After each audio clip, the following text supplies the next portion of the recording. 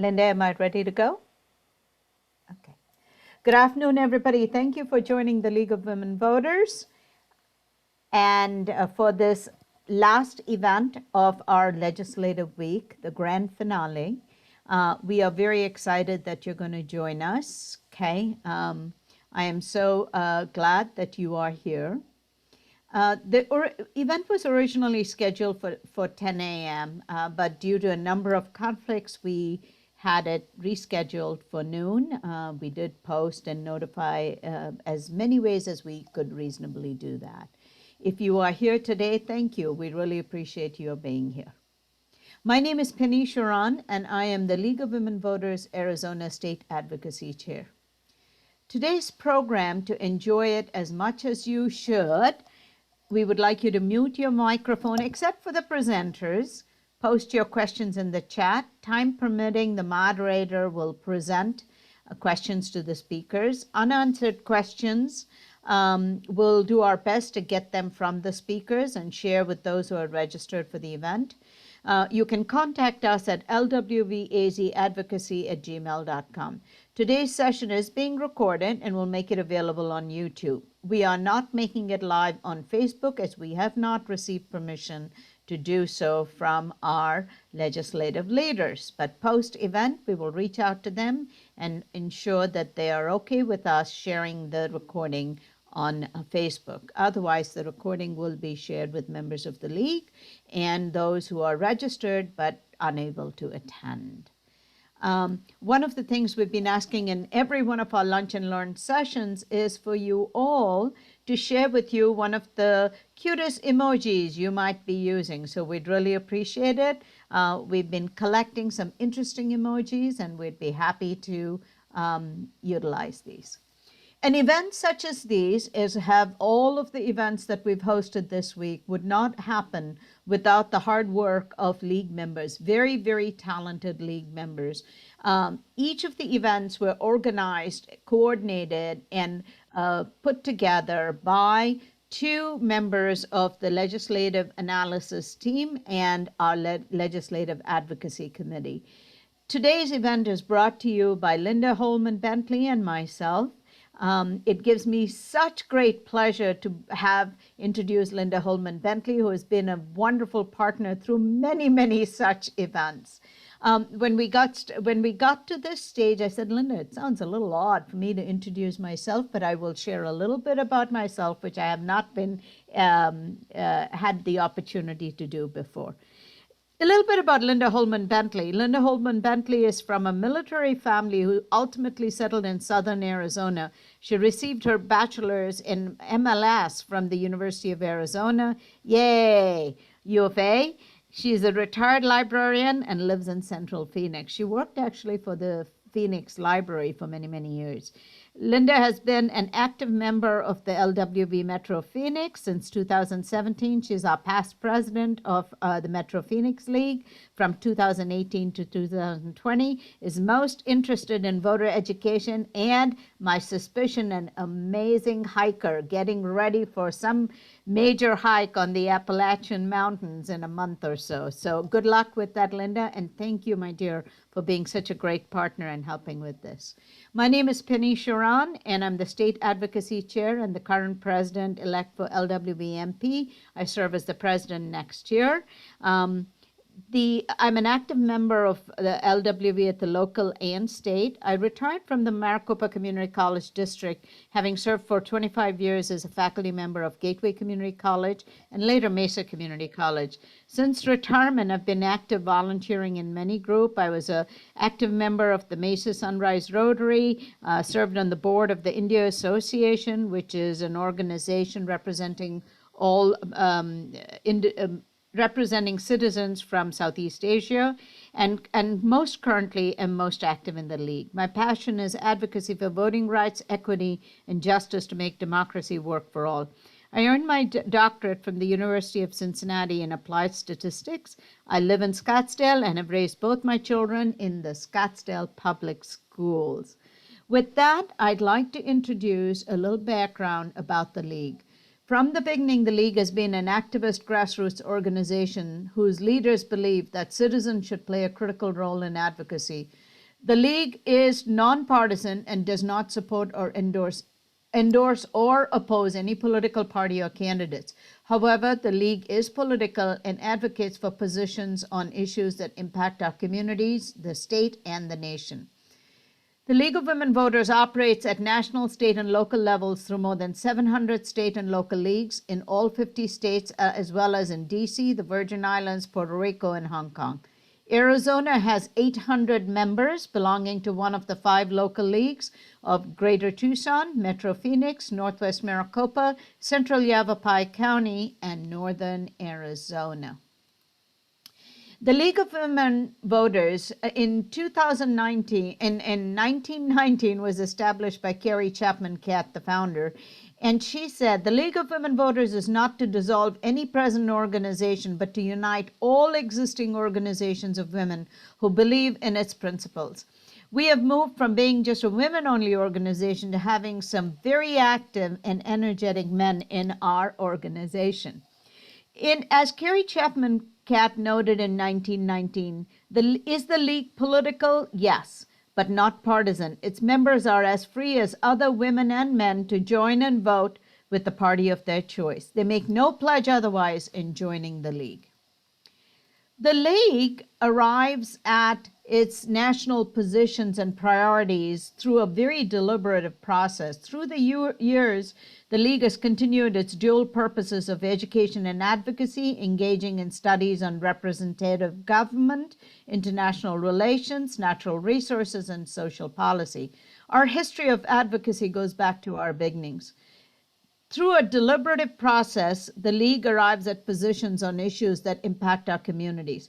Positions are arrived at through study and consensus or concurrence with positions adopted by state and local leagues. Positions are adopted by national, state, and local leagues that were voted on by members. So members get to vote on the positions before they're adopted.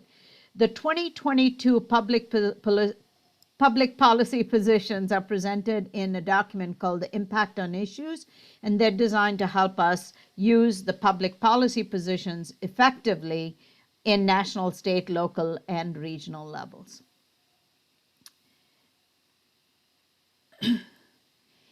In Arizona, the League of Women Voters Arizona State Board every biennium reviews and asks its members to vote on the policies that have been adopted.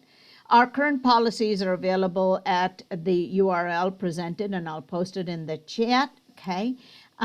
What I'd like to point attention to is our legislative priorities voted on for 2021 by the State Board are: Tier 1 is redistricting voting rights. This includes ballot initiatives and other voter-related issues.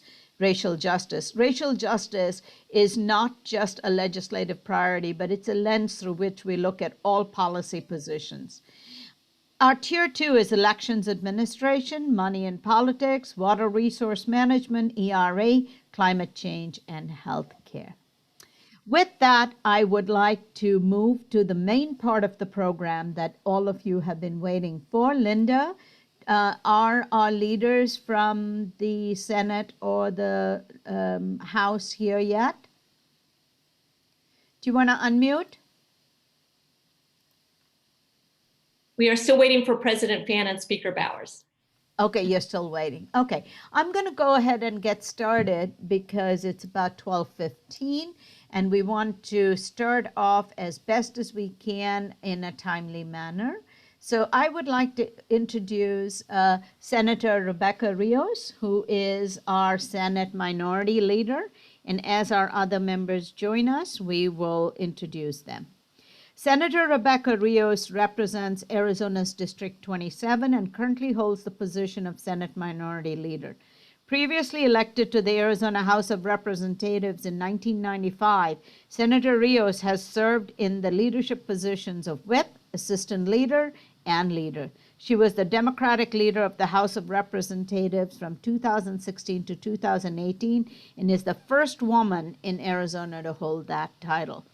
Senator Rios has a lengthy career in family and children's services and in 2011 received the Valle del Sol Humanitarian Award for her work on healthcare and education issues as a member of the legislature. I'd like to thank Senator Rios for your patience and for joining us today. I'd now like to introduce our representative, Reginald Boulding Jr., who is the minority leader for the Arizona House of Representatives. Representative Boulding was elected to the Arizona House representing Arizona's 27th district in 2015. In 2018 session, Representative Boulding served as the ranking member of the Education Committee and sat on the Ways and Means Committee. In that same session, he was elected to serve as the House Minority Whip and retains that position today. Representative Boulding is a lifelong education and justice advocate. He has worked as a special education teacher in South Phoenix and as a clinical instructor at the ASU Mary Lou Fulton Teachers College. Thank you so much, Representative Boulding, for joining us today. Linda, may I start with the first set of questions that we have, and then we'll loop in this. I have not received an update. I know that Speaker Bowers was trying to sign on from home, and I've not received an update, and I'm still contacting President Fann's office and haven't heard back from them. Okay, great. Thank you so much. Okay. I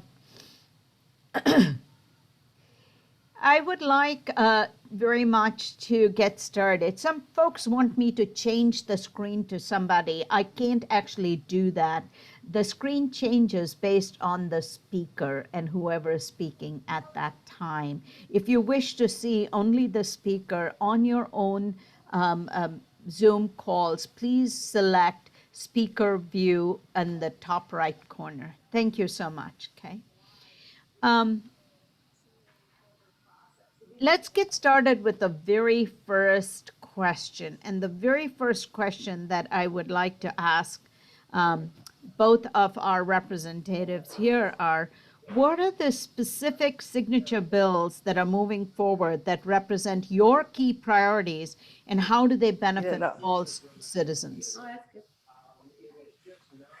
Well, good afternoon, everyone. I'll go ahead and start. Rebecca Rios here. Really a pleasure to be here with all of you, and thank all of you for your engagement and your interest in what's going on in Arizona. I wish more people were as engaged and involved, but knowing that you are there is important. I have been in the legislative arena for many years, and unfortunately, I always say I've not yet been able to be in the majority where we can actually dictate the agenda and get our platform issues moving through the process. Although the numbers are very close, and in terms of parity in Arizona, there is still a one-party majority that leads both the House, the Senate, and the governor's office. And I say that because we as Democrats, and that's who I'm representing right now, we have a platform that we unveiled at the beginning of the year that we have very much wanted our bills to go through the process, but have not actually seen them go through. However, that being said, let me tell you what it is that Arizona Democrats put in our platform in terms of what we think the important issues are. We prescribed a COVID response, very comprehensive, that looked at dealing with the unemployment insurance program here in Arizona, because we have had a number of folks that are eligible for those benefits, but have been unable to access what could be a rather cumbersome process. We have advocated for strong schools. I mean, that has been a platform plank of ours for literally decades in Arizona, at least since I've been here in 95. One of our signature bills that we would like to see move through the process is paid family leave.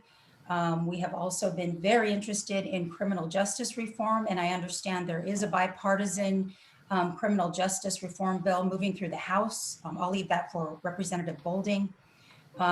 We, again, are very concerned about climate change and ensuring that our water supply in Arizona is being protected. I will tell you there are a number of bills currently moving through the process that, as Democrats, we are concerned go against a lot of the bills that we are proposing. I think we are spending a lot of time, instead of promoting the bills that we would like to see move, actually working hard to get the general public to understand the ramifications of a lot of bills right now that are directed at voters, and in what we would see will suppress the vote of Arizona voters. There are there's a bill going through the process to expand what is known as empowerment scholarships, or the voucher program. And again, as Democrats, we're very concerned that will continue to siphon money out of the public school system, which 90% of parents choose as their option to educate their kids. And so there are a number of issues going through the process that you will find us speaking out against. Right now, one of the big issues we're looking at is the budget, right? Every year in Arizona, we pass a budget. It's hovering at about $12 billion this year. And we want to ensure that Arizonans are taken care of. We have, quite honestly, a lot of money in Arizona. We have a budget stabilization fund, also known as our rainy day fund, that has over $1 billion. There are many of us that argue that it is raining right now in terms of the damage that the pandemic has done. And yet, unfortunately, we're not seeing any disbursement from our rainy day fund. We have a general fund budget of over $1 billion. We have literally over $1 billion that has come in from the federal government in terms of COVID relief. And so Democrats are really focused on, where is that COVID relief money being appropriated? Is it going to those families that need it the most, those risking homelessness, those that have lost a job? And then again, really, I think focusing on how can we use the existing resources we have to help Arizonans, and not necessarily go first and foremost to a budget cut, which is what our governor has proposed. And quite honestly, we've seen that, budget cuts seem to be the idea that is most supported by the majority party in good times and in bad. And so with that, I will stop and turn the mic over to my colleague, Representative Bolding. Thank you, Senator Rios. And I can tell you, serving in the same district with Senator Rios, and it has been just an honor to watch not only her navigate the Senate, but navigate the legislature as well. I mean, I think we really have an awesome team, a leadership team, both in the House and the Senate, and also, in our state. And I think, as the senator mentioned, as legislative Democrats, we put together a comprehensive plan for the 2021 legislature. And again, dealing with COVID relief, making sure that we're prioritizing those issues that matter most to our communities, with prison reform, making sure that we are looking at opportunities for us really to fill gaps that we know for so long have not been filled here in the state of Arizona. There are a few bills that I do want to highlight that have been introduced within the Democratic caucus, and some of these aren't making their way through the process, but will continue to highlight these issues because we know that these issues matter a lot. So, first, we know Arizona right now is going through a housing challenge, and we know affordable housing is a significant issue. And there's House Bill 2489 that provides an opportunity for us to have affordable housing that will provide not only the construction of housing, but also we know that investing into our housing trust fund is going to be significantly important for those families that we don't want to see kicked out of their homes while we're experiencing widespread homelessness throughout the state. Moreover, with regards to unemployment insurance, we know that this pandemic has, unfortunately put a lot of people out of work. And we see unemployment claims continue to skyrocket, not only here in the state, but also across this country. And we know that that's an opportunity in an area for us as lawmakers to really stand in and provide the assistance for those individuals who are experiencing hard times. But we also know unemployment insurance is an economic driver If we're providing more resources to those individuals who are experiencing a difficult time and they're getting more resources, they're putting those resources back into the economy, and that's allowing for the economy to continue to grow. So providing more additional resources there. There's two bills that are focused on one of them that's a Democratic priority is House Bill 2662 that will provide a little bit more resources for those who are dependents of individuals who have claims within unemployment. Child care assistance and subsidies have always been a significant backstop that we wanted to make sure.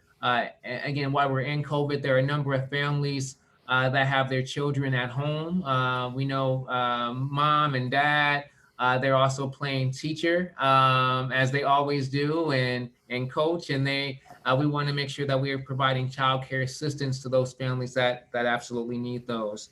But there's also a lot of bills that are of concern that we really want to have a robust conversation about because we don't believe that they will provide an opportunity for more people to participate in democracy. Our view is that they actually will provide less of an opportunity for people to participate in democracy. And a couple of those bills have been originated in the Senate and they're coming to the House and vice versa. But one bill that is a concern of ours is Senate Bill 1069, which would essentially remove individuals from the permanent early voting list. When we see the word permanent, we would like to believe that permanent means that once you register to vote, that you should always be on that roll, not only stay registered, but continue to receive your ballot in the mail. And we believe that that's a bill that can make it more difficult for people to vote. Another bill that we believe that's attacking voting rights from our view is Senate Bill 1713. Essentially what this would do is if individuals who vote by mail, it would require them to submit driver's license, tribal ID, more documents in order for you to vote by mail, which we know could provide an additional barrier to people who want to vote. Here in the House, we have another bill that we believe potentially attacks voting rights, and that's House Bill 2369. And what that bill would do is require mail-in ballots to be notarized. That's an additional barrier for people. Here in Arizona, we get mail-in ballots right. We were one of the first in the nation to do it. 80% of Arizonans vote by mail. We do it right here in Arizona, and we don't believe it's a problem here. So we don't believe we should be trying to fix a system that's not broken. So there's a number of conversations that we'll have, and look forward to a robust discussion as we talk about voting and priorities here. Thank you. Thank you so much, Representative Bolding. I'd like to welcome Speaker Bowers and Senate President Karen Fann. Speaker Bowers and Senate President Karen Fann, my name is Penny Sharon. I am the State Advocacy Chair for the League of Women Voters and the President-elect for the League of Women Voters Local Chapter Metro Phoenix. We are so delighted that you took time from a very busy schedule to join us. We have about 50 league members on this call, and we look forward to hearing from you. I'd like to do an introduction because we have a number of new members who are not as familiar with all of our leaders. President Fann, I'd like to start with you first. I'd like to introduce you all to Senator Karen Fann, who is the president of the Arizona Senate. She has represented Arizona District 1 since January 2017. Senator Fann began serving as the state Senate president in 2019. At the time, she became the second woman to hold the position of president of the state Senate in Arizona. Senator Fann is a former member of the Arizona House of Representatives, representing District 1 from 2011 to 2017. Senator Fann has been the owner and president of Arizona Highway Safety Specialists for more than 30 years. The company is the largest guardrail company in Arizona. She was previously a council member on both the Prescott and Chino Valley City Council and also served as a mayor of Chino Valley. President Fann, you should be aware that we have a number of league members who are from your area of the state, and so they are delighted to have you here. Speaker Bowers, thank you for joining us. Speaker Bowers joins us this afternoon, and he is the Speaker of the House of Representatives and has represented Arizona District 25 since January 2015. Before that, he was a member of the Arizona Senate from 1997 to 2001 and the Arizona House of Representatives from 1993 to 1997. He has an active career in construction, education, the legislature, and as a professional artist who is well known for his outstanding talent, skills, and diverse artistic ability. Speaker Bowers is a classically trained artist emphasizing in watercolor, oil painting, and sculpting. Thank you so much, President Fann and Speaker Bowers. We apologize for not waiting because we had to make sure we are done in time, as many of our attendees anticipate we are done by 1 o'clock. Senator Fann, President Fann, and Speaker Bowers, our question that we're just discussing as the league is, what are the specific signature bills that are moving forward that represent your key priorities, and how do they benefit all citizens?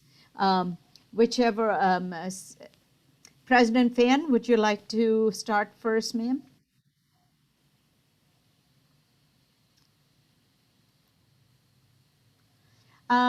We need to unmute. President Fann, you're still muted. There we go. Thank you. Thank you so much. You bet. Thank you. I do not have the specific bills in front of me because I just now got your list of questions. So I am just going to wing it for you. That's fine. I will tell you one of the most important bills that we are passing through over in the Senate, it's Senator Leach is sponsoring it. It's the COVID liability bill. That is a bill that will hopefully can't keep down the frivolous lawsuits that we expect to see for businesses, schools, government buildings.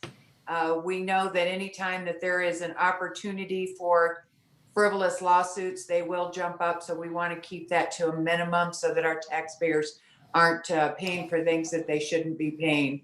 Another one is I have a bill I'm working on. Most of the other members don't even know about it yet because I'm finishing the final tweaking with my stakeholders, but I have a bill that will raise the unemployment benefits. We are the second in the lowest in the nation. And as an employer, I've always been very, very involved with unemployment and workman's comp issues. It is time that we need to start raising these benefits, and I'm hoping that we can do this in a methodical and smart way to not only help the workers of Arizona, but that we make sure that we don't create too severe of an impact on the employers as we are coming out of this COVID. Ballot measures, there's one that's coming up. Actually, there's a number of them, House and Senate, that are doing it jointly, is to redefine the governor's emergency powers. Now, there is a lot of conversations on both sides. We understand the concerns of what is going on right now in COVID, and the question as to right now whether we should do away with those powers or not. That is not the intent of these bills that are going through, the majority of them anyway. What we'd like to do is take this back and to the members and possibly the voters to say, look, we all believe that governor's emergency powers were supposed to be of a quote short duration for a COVID or a like a rodeo Chetiskaya, 9/11, something like that. So he could roll out the National Guard or do whatever is necessary for 2, 3, 4 weeks. But we also believe that you have 90 elected officials that all should be a part of the process and not just one person being able to just basically run the entire state. There are a lot of concerns that our Democratic members and our Republican members were very concerned about and about not being involved with the process. And that's what we're looking for in that one. And I'll stop right there with those. Thank you, President Fann. Speaker Bowers?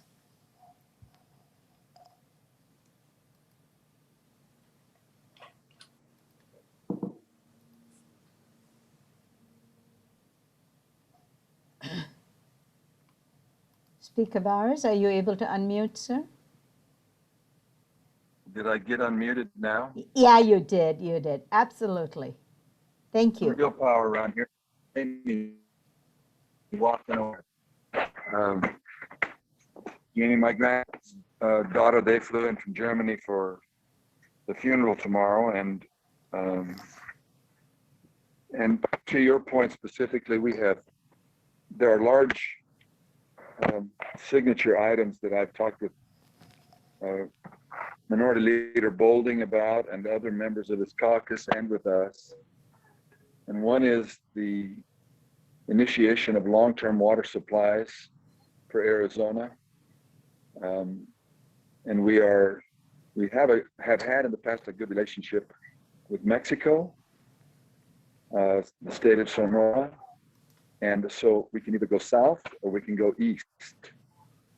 And in order to have life in Arizona as we know it, and maybe with some improvements even, it's going to take a reliable source of water into the century plus or centuries ahead.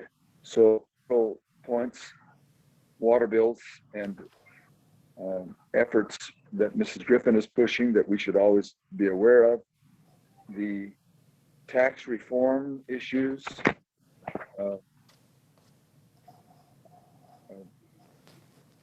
proper funding. We understood the message on Prop 208 of necessary funding for education. We are very much interested in making sure that education is properly funded and that it is present in its breadth that it is famous for, and the ability to respond in times like we're in right now, where many families have embraced opportunities in education where public district schools might be closed, other schools where they can receive help for children with disabilities or challenges that way are able to find a continuum in educational opportunity. Those things are important to us and to many in the legislature, if not most.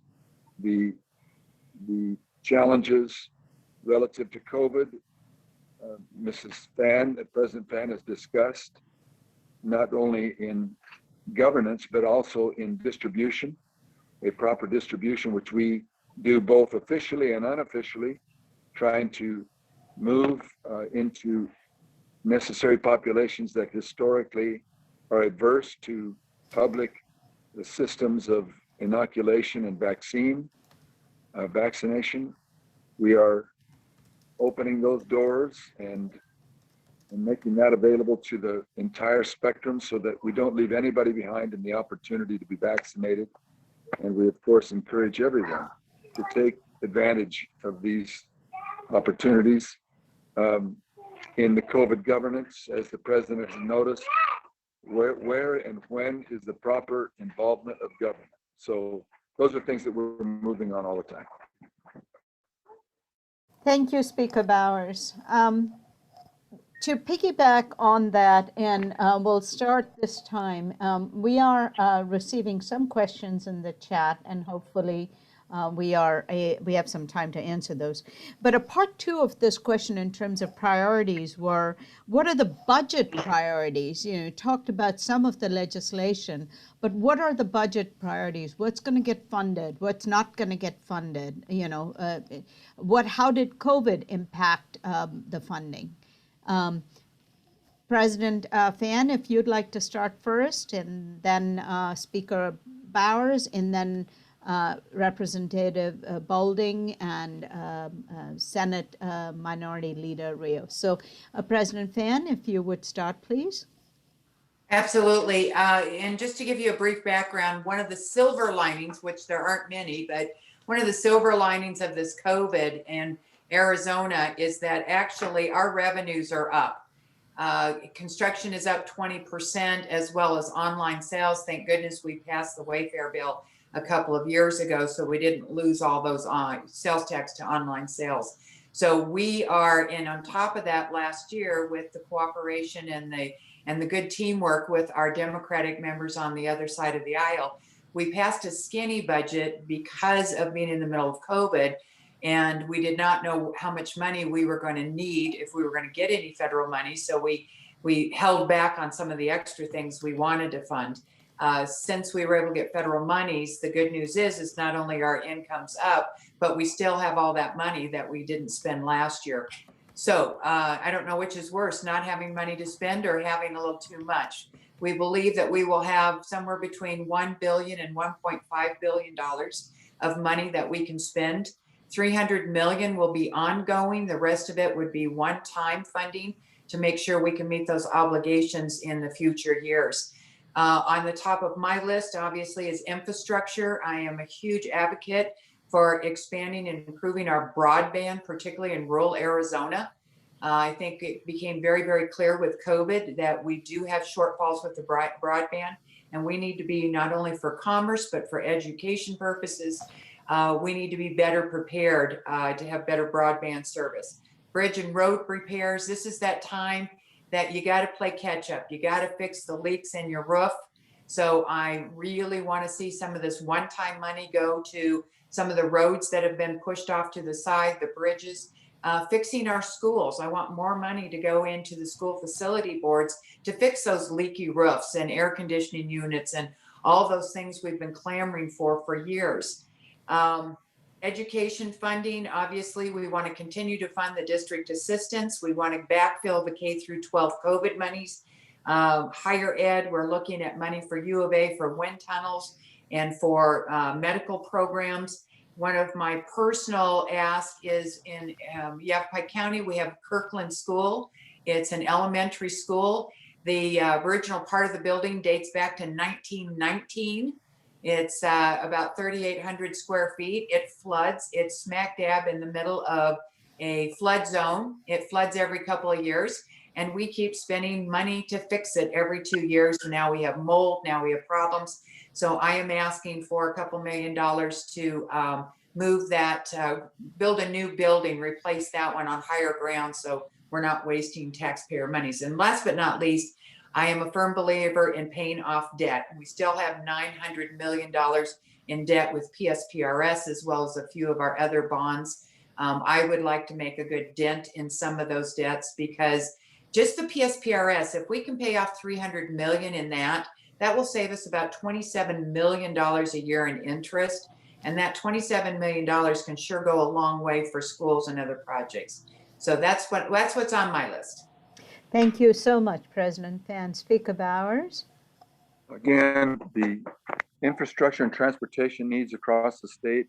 I have an opportunity to travel a bit around the state, and typically by car. And if for all those who are up in Mrs. Fann's district around the Prescott area, Yavapai County, they'd know very well the freeze-thaw impacts on their streets and roads.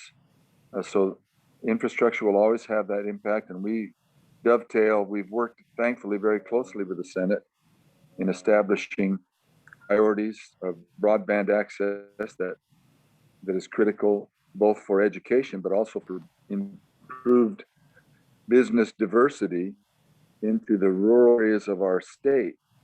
Because of federal air quality laws, many times in county area and sometimes in the Pima County area, Title V restrictions keep businesses from moving in, and it has been a necessary wake-up call to get better communication capability throughout rural Arizona so that we can diversify that base.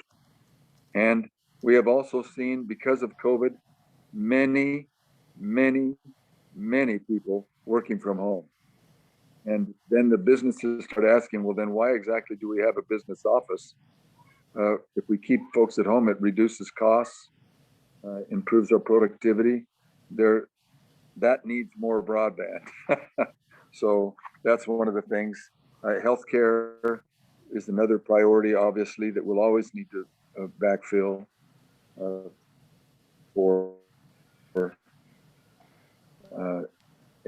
and then criminal justice measures, which for quite a few years, we're starting to move those and have had discussions, which will also take some careful thought and proper funding to make those worthwhile.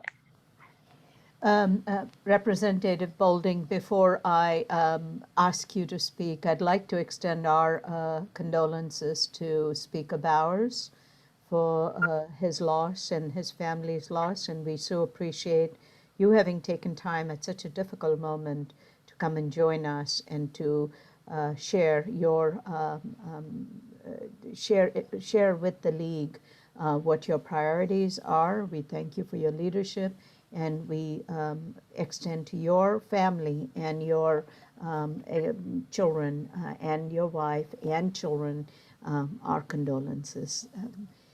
Thank you. That's Thank you very, for very, being here. Yeah. thank Representative Bolding, would you like to take a stab at our question, please?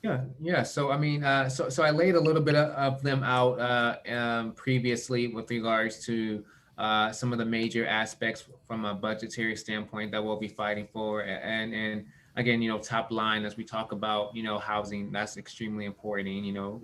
Getting the resources to the housing trust fund, affordable housing, those are extremely important. I know Senator Rios will talk a little bit more about some of those other aspects, but we know with regards to education, financial aid trust fund, we believe that we should be supporting our students, and making sure that college is affordable to them as we're looking to fill, these jobs, the next generation of jobs. We want to make sure that our students could actually afford to, go to universities, and pairing with that, putting money into a community college promise scholarship that, anyone who's looking to go to our community colleges and get the job training skills that they need, we want to provide those resources, recognizing that the world is changing as Speaker Bowers mentioned. More people are staying home, jobs are changing. President Fann talked about, construction. There's more. There's jobs that are happening, that are taking place. We believe our community colleges can be a place in which, no matter what profession you aspire to be in, or one that you're changing, our community colleges could be a hub for us to really create workforce development structures to allow people to receive the training that they need. So we believe the investment there makes sense. And again, filling those social safety nets with childcare subsidies are going to be extremely important. Earned income tax credit are things that we'll be fighting for within the budget. Senator Rios?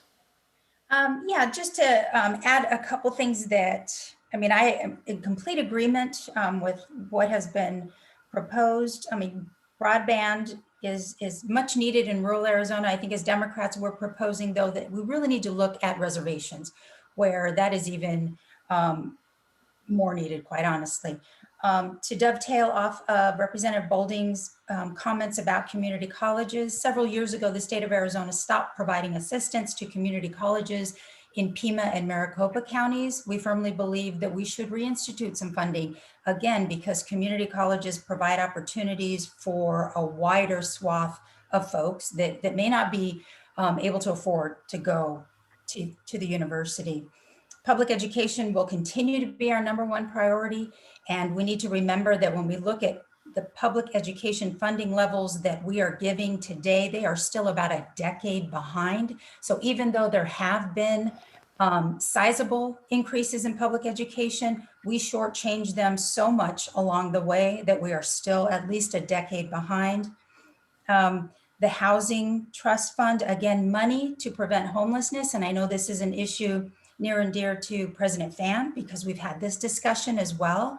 And then also we'd like to see, there are thousands of grandparents that didn't intend to take care of their grandchildren, but are caring for their grandkids. And we have been providing a $75 monthly stipend, which is woefully inadequate. And we have been proposing for years that be increased, and we'd love to see that amount increased to at least $250 a month. Again, considering that grandparents are stepping in, taking care of these kids, and literally saving the state millions of dollars that don't have to be paid to foster parents. So those are just a few of the items that I'd like to see in the budget. Thank you. I'd like to loop back. We have a question tied to President Fann's information regarding the resolution related to the governor's powers. And what we are interested in getting some clarification on is what is the impact of what are the requirements, the original COVID stimulus that was received by AZ, how does that relate to constraining the use or constraint of use of the funds by the governor? And also, are these funds being provided to state agencies without any relationship to, what's the accountability of the connection between the needs of the community and the agencies that are getting the funding? President Fann. Thank you. That's a big, complicated question. So in essence, pretty much all of the federal monies that we are getting, it's pretty much under the jurisdiction of the governor. He gets to decide where that money's going. Some of that money has been used to backfill agency costs. Some of that money has gone to helping subsidize schools. It's gone to, some of it's gone to a little bit of home assistance, not letting people get kicked out of their houses. There's a number of issues, but let me say that's one of the reasons why the initiative that we are looking at is some of us believe that some of that money should have been spent elsewhere, as opposed to just backfilling our the departments or the agencies. We realize that everything was COVID related in one way or another, but as Rebecca Rios said, minority leader, she mentioned the homeless. I think we could have used more of that money for the homeless. We have seen over this last year that issue getting worse and worse and worse, particularly in downtown Phoenix. So those monies, they are, the rules that were set up for it are pretty liberal. So the governor has a lot of leeway about where he can spend that at, and he pretty much has 100% say over it. Related to that is CARES awarded Yavapai County with funds. We have a number of Yavapai County League members on the call, and therefore the question coming forward for a pilot public transportation program in the Prescott area. Do you know what the status of that is? I'll take an answer from anybody who might know that. I can jump in on that one, and it's good to see everybody. I recognize a lot of our names. So from some of the CARES Act, when we talk about, is that the real proper use of that money? I know some people wanted it to go towards there, but we do have a lot of transportation fundings available through our CYMPO up here. I think that we would do better with that money working towards, the MPOs would do better working with the transportation. And I believe the CARES and COVID money really needs to go towards the actual impact of helping people that actually have been destroyed by COVID, if you will. I'm going to, does anybody else want to weigh in on those questions, or may I move on to our next items? All right, I'm going to move on. The league members are very active, as are many, many others, in using the request to speak system. We use it to learn more about the bills. We use it to support bills. There are some bills on the water side that are important, that are coming forward. Speaker Bowers that we support. We also, we may also oppose bills that, especially if there are issues around voting rights. However, one of the areas of concern, many of our members are older members, and our concern is the inaccessibility to creating RTS accounts if you're in the rural communities. We feel that we in Maricopa are blessed. We are able to come down to the capital, but people in Tucson and Pinal County, or even in our Yavapai County, Coconino, struggle with being able to participate in giving their voices to the legislation that you're all hearing and working through.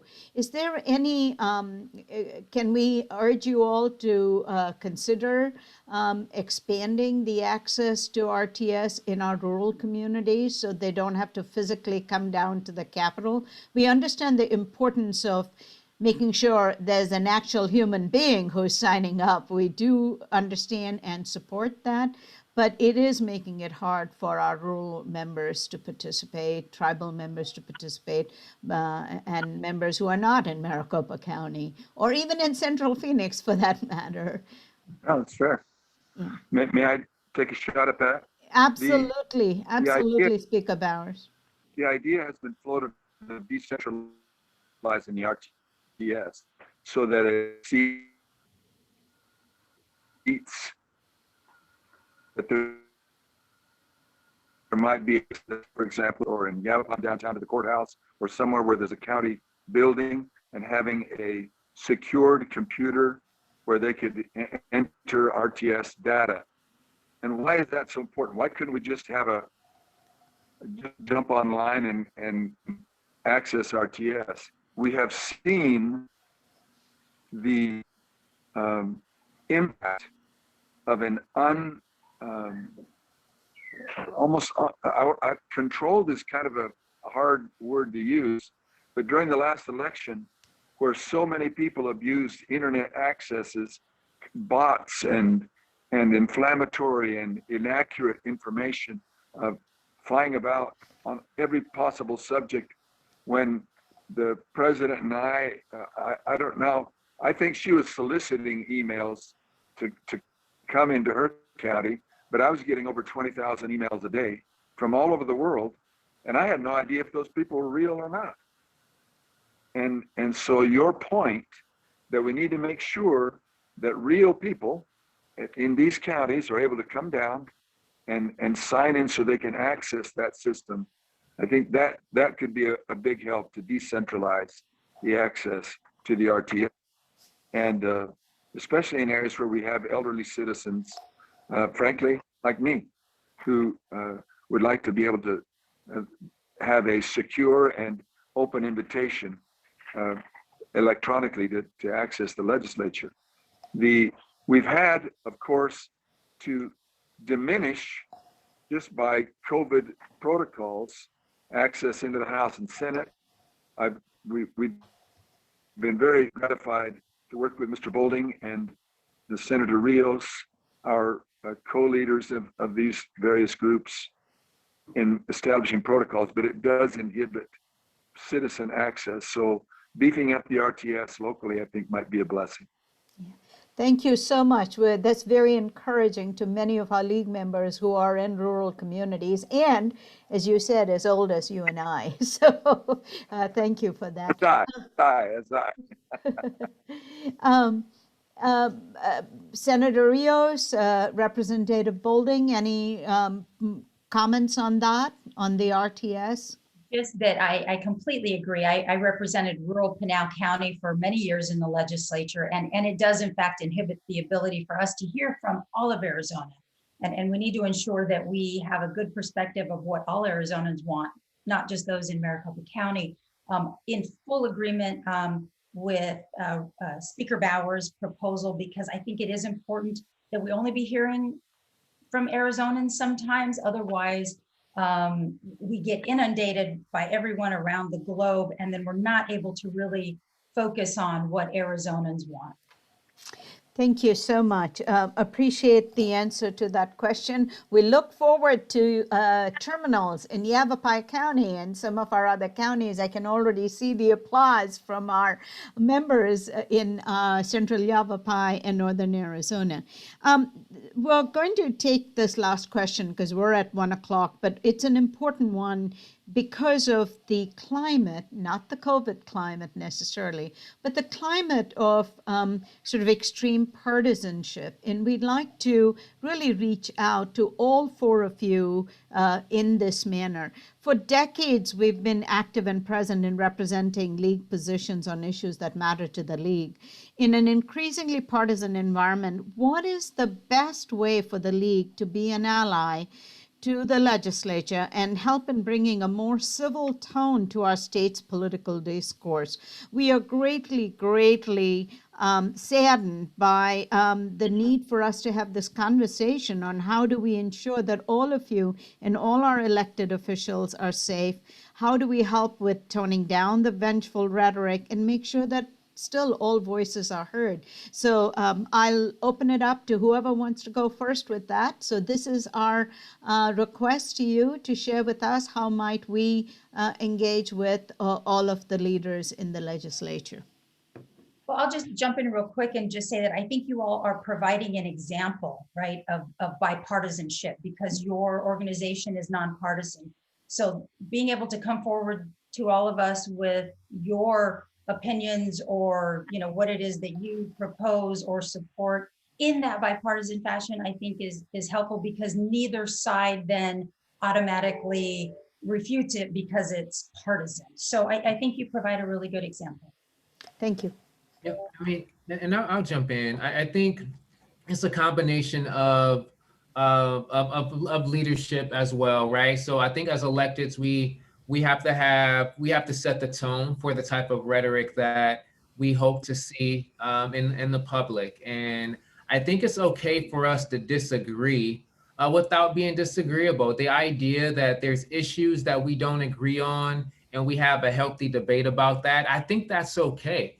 And I think we should. If we're all thinking the same thing, that means that none of us are thinking. So it is absolutely okay for us not to agree on certain issues. And it's okay for us to agree on issues and still be able to, have a relationship with each other. So I think as electeds, and especially as the 4 leaders of our caucus, if we're able to, be able to agree on issues and have that discussion, and also disagree on issues and still be okay with each other, I think that will set the tone for the public. I think many times the outside looking in, people believe that it's just always disagreement amongst political leaders. Every conversation is a disagreement. With that's not the reality. There are things that we disagree with, but there are also things that we come together on. And I think engaging with and hearing all sides of issues is a positive thing. And I think, again, as Senator Rios mentioned, this organization does a great job doing just that. Thank you. Speaker Bowers, President Fenn, would love to hear from you. How might we as League be better allies to help, this conversation, to keep you all safe and to keep the civic discourse gentle, if nothing else. Intense, but gentle. I have had, hey, Karen, you go ahead and go. I'm sorry. I tend to just jump in. Go ahead. No, Speaker, please go ahead. I have just recently was talking with some religious people who are involved in their various faiths on this very issue. And one said that I don't even know what partisan moniker he might carry, but said that how he saw it more as less Democrat Republican, less conservative liberal, less rural urban, et cetera, the stereotypical divisions, and more that the problem was hate and love, and the manifestations in our own lives of those two characteristics of our, I should say, elements of our character. The more that we, and I agree with Mr. Holding and my other colleague, the more civil we are, and even following your example, I've never had somebody from the League scream at me, but I've had people, more extreme elements of each party scream at me, and more than that.